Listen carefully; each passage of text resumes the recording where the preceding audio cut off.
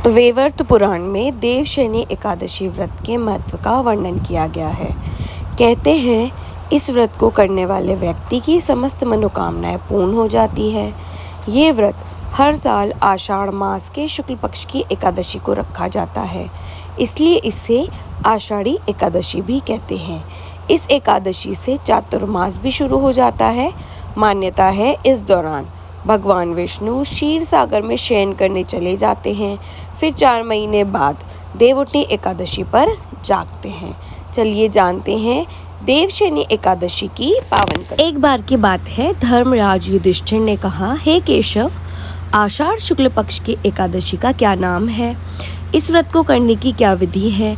इससे क्या लाभ मिलता है? श्री कृष्ण कहने लगे, हे युधिष्ठिर, जिस कथा को ब्रह्मा जी ने नारद जी से कहा था, मैं वो कथा तुम्हें सुनाता हूँ। भगवान कृष्ण ने कहा, एक बार देव ऋषि नारद जी ने ब्रह्मा जी से इस एकादशी का महत्व जानने की इच्छा जताई थी।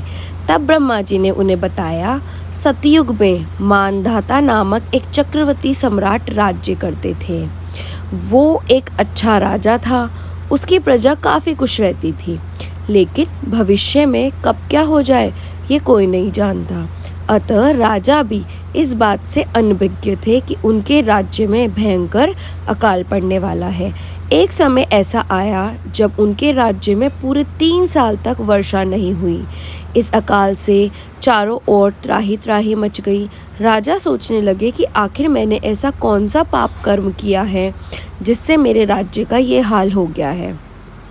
इस कष्ट से मुक्ति पाने के लिए राजा जंगल की ओर चल दिए।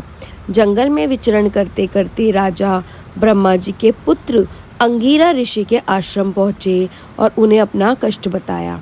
राजा की परेशानी सुनकर महर्षि अंगिरा ने कहा, हे राजन, ब्राह्मण के अतिरिक्त किसी अन्य को तप करने का अधिकार नहीं है, जबकि आपके राज्य में एक शूद्र तपस्या कर रहा है। इसकी वजह से आपके राज्य में वर्षा नहीं हो रही है। जब तक वह शूद्र काल को प्राप्त नहीं होगा, तब तक आपकी परेशानी का अंत नहीं होगा। दुर्भिक्ष की शांति उसे मारने से ही संभव है। इस पर राजा कहने लगे, मैं उस निरपराध तपस्या करने वाले शूद्र को कैसे मार सकता हूँ? आप कृपया करके इस दोष से छूटने का कोई दूसरा रास्ता बताएं। तब ऋषि कहने लगे कि हे राजन, यदि तुम अन्य उपाय जानना चाहते हो तो ध्यान से सुनो। महर्षि अंगिरा ने बताया, आषाढ़ महीने के शुक्ल पक्ष की एकादशी का व्रत करो।